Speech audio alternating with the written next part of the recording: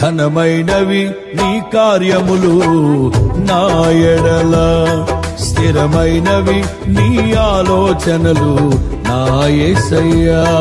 ఘనమైనవి నీ కార్యములు నా ఎడల, స్థిరమైనవి నీ ఆలోచనలు నా యేసయ్యా.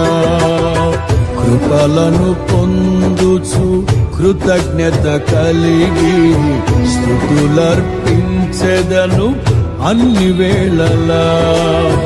కృపలను పొందుచు కృతజ్ఞత కలిగి స్తుతులర్పించెదను అన్ని వేళలా.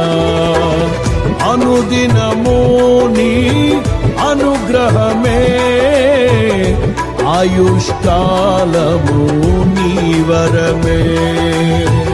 అనుదినము నీ